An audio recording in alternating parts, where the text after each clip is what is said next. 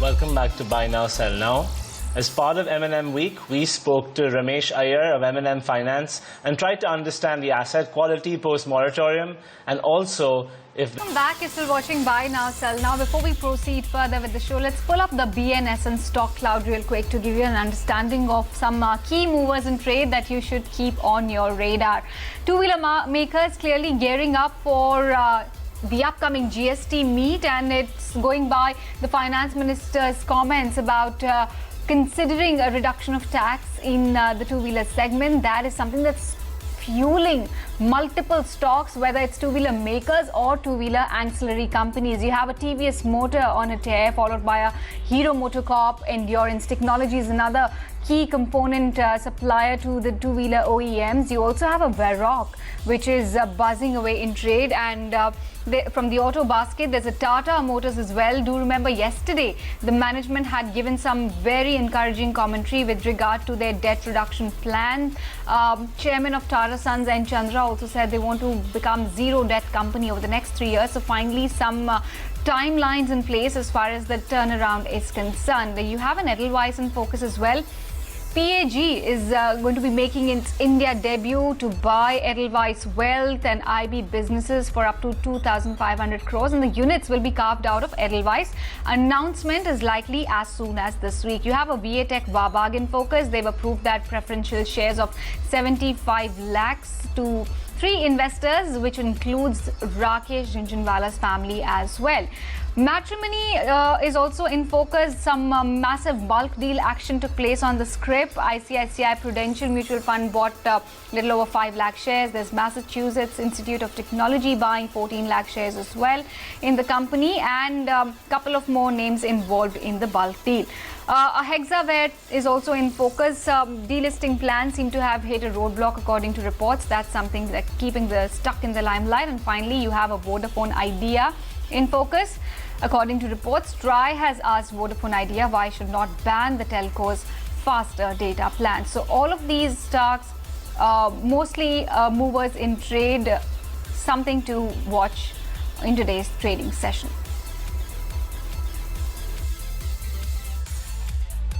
Right, Karanya, thanks for that really interesting stock cloud, really interesting selection of stocks this morning from Karanya. And one of the stocks she mentioned, actually, Vatech Wabag, it's rare that we see fundraising and then a stock price falls. That's because Vatech has really almost doubled in the last month or so. And this fundraise that Karanya just spoke of, where Rakesh Jhunjhunwala is invested among others, it was at a 42% discount to yesterday's closing price. The price was 160. And on the back of that today, despite fundraising, you're seeing on that counter under some pressure, a couple percent lower. But let's cut across to Avan, and she's going to walk us through the fine print on the raise.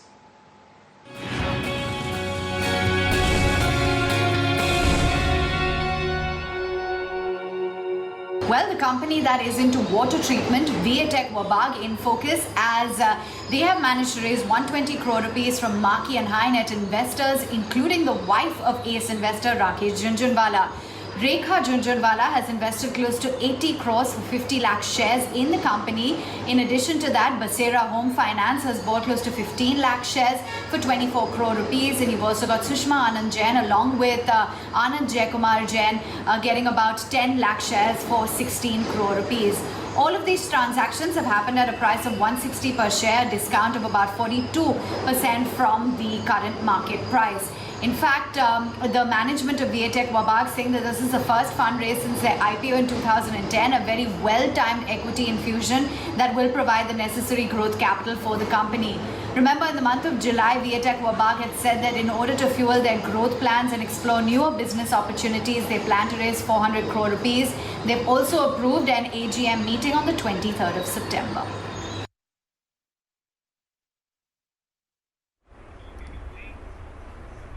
Thanks, Van, for that. Utkarsh is also standing by with an update on Tata Motors. Like we flagged off, the company aims to become zero debt company in the next 3 years. Utkarsh has all the takeaways from the chairman's speech at the AGM and a host of other important commentary. Take it away, Utkarsh. So important commentary coming in from N. Chandra when it comes to cutting down the debt levels. Now, he's mentioned about getting the debt levels down, but this is the first time N. Chandra has gone ahead and said that they will get to a zero debt levels in a period of 3 years. What is the current debt of the company? 48,000 crores. How will the company do it? N. Chandra didn't really give us a timeline or the measures that will do so. He mentioned a couple of them. First one was obviously cutting down investment. 50% cut in investments and capex last year. He said that this will continue for the coming years as well. So not a lot of money to be spent on capex is for sure. Then he spoke about getting rid of the non-core assets of the company that can generate a lot of money. But if you look at the current structure of Tata Motors, we'll have to really find out which will be those non-core assets. More importantly, the thing which we know of is the company is looking to find a partner for the passenger vehicle business. But we have reported before as well that if you look at the Korean manufacturers and European manufacturers, not a lot of them have a lot of money right now. It is the Chinese players which have money. They were talking to Chinese players. In fact, they were in initial talks, but with the given conflict in the India-China border, those talks will have to be really taken really slowly at this point of time. This is what I've been told by my sources. So that is one area they look to get money. Then what's important is the JLR business. Remember, 80% of Tata Motors is JLR, and to revive that is something which will be very important to cut cost there, or getting a new partner in there will be something which will be very important, but clearly an important at least roadmap set by N. Chandra. We'll have to really wait and watch will and how will that be executed. All right, thanks for that, Utkarsh. Let's also go over to Soumya now. She's going to walk us through all that's happening at EDELWEISS, particularly with that piece of M&A activity that we heard about this morning.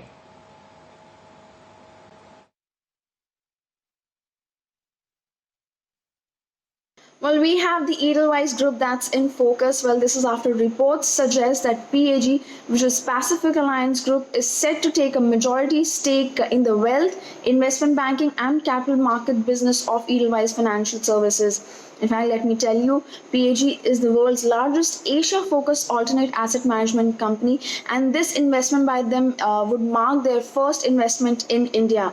In fact, ever since the IFS crisis in 2018, the entire NBFC sector has been grappling with some amount of liquidity issues, and EDELWEISS Group, ever since after the IFS crisis, had initiated a group-level rejig, and this exercise is a part of that revamp. In fact, a stake sale by EDELWEISS Financial would help their credit business, which is experiencing some challenges as far as NPA is concerned, and in fact would help them restore some liquidity on their balance sheet. Let me tell you, as per the deal, PAG will take almost 51% stake in the new entity for a value of around 2,200 to 2,500 crore rupees. And in fact, parent company, that's the EDELWEISS, would retain 35 to 37% in the entity. Apart from this, last year itself, we had two other investors, namely Sanaka Capital and US-based Cora Management, who had invested in the company close to about 1,600 crore rupees. Well, with this new investment, they would get a shareholding of around 12% in the company and in the business. In fact, also the reports suggest that business will be spun off through a demerger scheme and will eventually get listed. Well, this is what the reports suggest. In fact, we have the company reporting its Q1 FY21 earnings tomorrow, and this announcement is likely, we're hoping that this announcement will be tomorrow itself, and in fact we are seeing some amount of pressure as far as the stock price is concerned today, but nevertheless this rejig is expected to beef up some amount of liquidity on the company's balance sheet, and this stake sale will help EDELWEISS Financial in focusing on their credit business. Thanks, Soumya, for that update. The stock of EDELWEISS continue to trade weak, down 2.5% right now. Moving on then from one stock in focus to another, Lupin continues to be in the limelight. Let me quickly read out some house views coming in after the major USFDA approval that they received on an important drug, albuterol.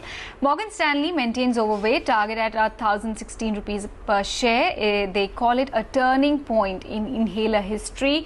For US, albuterol aerosol market is close to $2.9 billion, and Lupin has the potential to generate $120 to $150 million sales over the next 2 years, says Morgan Stanley. Nomura also has a buy. Target is close to that of Morgan Stanley's at 1,012 rupees a share. Lupin has received this particular approval and the market is quite attractive, so they're also just reiterating essentially what Morgan Stanley also said. Motilal Oswal also has a buy. Target is at 1,130 rupees a share. They believe this could add 80 to 90 million to LPC's revenues, and they remain positive on LPC as it is at an inflection point. So positive reactions coming in for this important approval that Lupin has received. In fact, earlier in the day, we also spoke to Ramesh Swaminathan. He's the Executive Director, Global CFO and Head of Corporate Affairs at Lupin. We asked him about the recent USFDA nod for the drug albuterol. Here's what he said. In terms of the various brands that there are, ProAir, Ventolin, and Proventil, ProAir is the biggest, which has a volume of close to 47% of the market. Ventolin is next at 44%, and Proventil is 9%. So we have, in fact, the generic version of ProAir, albuterol sulfate there. And we think that it's a very important market for us. We have been waiting for this for quite some time. It's a product which has a very high level of complexity. And there's fair degree of stickiness associated with it because you don't expect too much of competition. And to the extent the price erosion associated with this could potentially be lower. Given the growing market and the large size of it, we would like to scale up. And obviously, this is going to be an important development in our evolution when it comes to the inhalation space. We have been working on at least about 12 to 15 products over the last several quarters. As you would know, a huge chunk of our R&D spends is essentially for complex generics, which encompasses the inhalations portfolio, biosimilars, complex injectables, and the like. The drugs device combination in the inhalation space makes it particularly interesting and challenging, not to speak of the clinical trials associated with it, which make it daunting and expensive as well. And given the fact that there's actually one of those spaces in the generic program, which is really growing, it's certainly very important to us.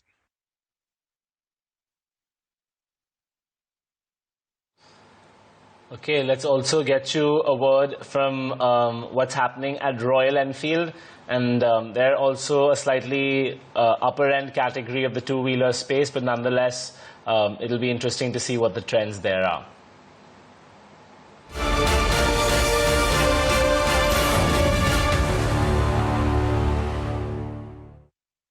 We had a 19-20% drop last year, right? I mean, compared to the year before.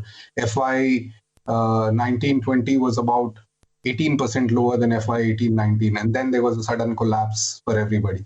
So first is to recover back to that level, and then from there go back to the previous highs. So we certainly have the plans in place. You know, the best part about Eicher Motor, I'm a new guy here, so I feel blessed sometimes to work in a company which has 6,500 crores in cash, very profitable product line. So you don't have to worry about short-term, some crazy actions or something like that. We can focus, continue to do our long-term actions. So that's what's helping us. And you're right, we don't have to look at pre-COVID levels. That's just a stepping stone. It's a milestone. And after that, we'll think about something much larger. So Dasari, if I really have to, let's say, draw a conclusion based on your remarks of demand, will I be wrong if I say that you're confident of reaching pre-COVID levels later this year or second half of this year? But for Eicher to reach, let's say, the 2019 beginning levels or 2018 level, that mark is at least 12 to 18 months away, and it will not happen before 2000. It will not happen in 2020. It will only happen somewhere in 2021. I think we'll reach pre-COVID levels this month. not this year. And then the run rate, if you see, I think will be higher in the second half than last year, in my opinion. Now, the challenge for the two-wheeler industry and the entire auto industry is that supply chain. Now, auto manufacturing is a very complex, it's a very complex supply chain where auto ancillary, auto components, all manufacturers have to come together. Given that right now, large parts of Maharashtra and some parts of northern India are still under lockdown, how has that really impacted your manufacturing, and especially your manufacturing, and how has your manufacturing plant got impacted? Well, we don't have for Royal Enfield, all our manufacturing facilities are in Chennai. And so we only have supply chains that come from Maharashtra, and we have backup for them in Chennai. So in Chennai, because we had a period of lockdown and inter-district movement was little restricted, we used our company buses, we created a hostel, we did all kinds of stuff to let the employees come in. So Chennai-based supply chain was able to come in. So from nothing, we've been able to ramp up to nearly 50-60% of our capacity. The suppliers who are in Pune and Ahmedabad, there are hardly any which are single source. There's also a backup. So Maharashtra, we don't have plants. What was affecting us was some suppliers who have limited capacity there and don't have a backup. And fortunately, like I was saying earlier, Nikunj, we don't have any imports. We were Atmanirbhar from day one. So, Mr. Dashari, looks like things are normalizing and inventory levels are low. So, in and around festival season, do you expect that the demand would really unleash? Because the current environment is that right now the desire to consume is not over. Interest rates and lower interest rates have increased affordability and inventory levels are low. So, are we in for a huge pent-up demand, let's say in and around festival season or post that? Absolutely. We sold 40,000 odd vehicles in July. My bookings are more than what I sold in July. And my dealer inventory is less than a week. So I just have to produce more.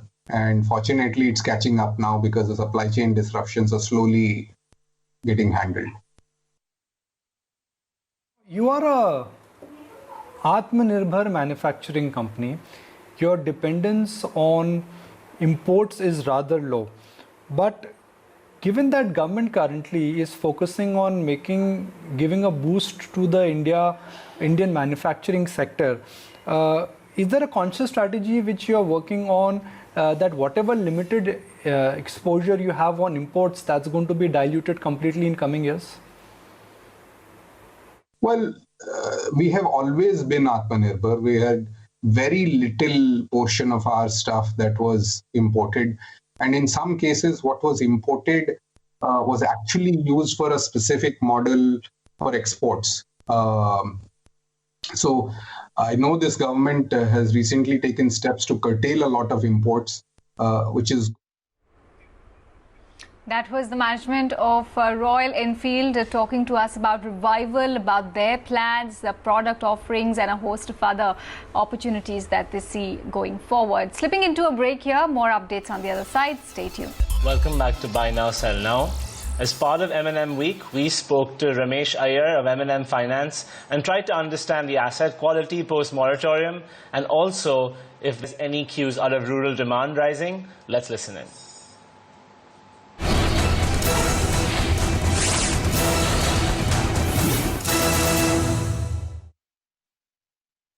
About 1,100 plus branches of ours are already open and up and working. And you rightly said June, July and August continues to show good recovery at the back of good farm cash flow that was there. And the sentiments are pretty positive given that the monsoon is good. I think it's important to understand, normally April to June or July is not a great period for rural given the extreme climatic condition. I'm talking anytime in the past. And therefore, the moratorium that was given was during this period. So I would actually imagine that post-October, when the festival season comes in, the second harvest comes in, I think the cash flows must hold up, and rural will definitely show a very different color compared to what everyone thinks post-September the NPAs could be.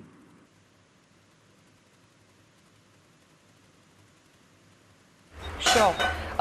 But would you say that worst is perhaps not yet over when it comes to the NBFC sector, because analysts are expecting asset quality to remain under pressure for the next 6 months to come? What is your outlook on the NPAs and whether or not we could see that easing, especially for rural-focused companies such as yours? I think if you're talking of particularly just F21, let's say up to March, yes, there is going to be a lot of hard work requiring to be done, because not every state we are still able to operate all 25 days of a month, right? There are some lockdowns on and off. The revenues for the individual operators are also not reached its best level. So I would definitely imagine that the volume pressures for even operators would be there, which would kind of start to improve post-October. Maybe in the fourth quarter of this year, one can see better normalcy happening in that market. To that extent, there is going to be this pressure on the overall collection that we would see. But if I was to look at the overall book, our understanding is there are one or two segments which may take longer, which is the heavy commercial vehicle fleet operating segment could take longer because of the load factor, the drivers not being there, etc. And the aggregator taxi segment could take a little longer. But as otherwise, I think most of the product in rural, at least I can tell you, are all essential requirements in terms of transportation, whether it's people movement, goods movement. So they should start to earn, and then with the government focus on infrastructure beginning to happen, mining opening up in some states, the coal auctions will begin to happen, road projects opening up. I would imagine even the infra cash flow will be a great support when it comes to rural. And rural shouldn't see a severe setback when it comes to the NPA growth that's being discussed. Ramesh, Nikunj also joining in. I'll hope you'll appreciate the spirit of my next question. My next question is that in last 10 years, for minority shareholders, some would argue that Mahindra Financials has not really lived up to the promise. I'm talking about last 7-8 years. Was that largely because of the shape how the rural economy moved, or was that largely because of capital allocation challenges? So I think it's important. One can decide to cut off at 7 years. We may say, look at 10 years. So, I wouldn't want to get into that. But surely, yes, if you look at the overall shape of the rural economy in the last 5-6 years, we have not had a very uniform ride across the country. But if you look at just 2010 to 2014 period, right, when both the farm and the infra cash flow was doing pretty well, and then look at our returns that we gave and look at the growth that we had. I know it's extremely important from a rural market perspective that it's not just one cash flow which is good enough. Right, apart from the farm cash flow, and the infra cash flow has to hold up. And which is why I keep saying, if you look at the period from 2021 to 24, you will see resemblance of what we saw in 2010 to 2014 in rural market. Of course, we bet on that the monsoons would support and the farm cash flows would be good. If that was to happen, I think we will come back to return. Even within the 7 years, just take 2019 as one particular year. When the market was turning around in rural, it was a great year from monsoon perspective. Infra story was opening up again in some of the pockets. And we had a phenomenal return that particular year. We have stayed in rural for 25 years. We understand the market. Meanwhile, at an ISRO webinar recently, Mahindra Group's chairman Anand Mahindra had mentioned how space could be the next big gold rush in business. Highlighting that phenomenon is ICICI Bank, which is now using satellite imagery to disburse farm loans, and it's helping them cut costs and improve their asset quality. Report, we live in the age of technology, and seems that satellite imaging might be the new way to source loans, but at least agricultural loans. On that note, we've run our course here today on Buy Now, Sell Now. Thank you so much for tuning in. Keep it with ET Now. Markets at noon coming up next.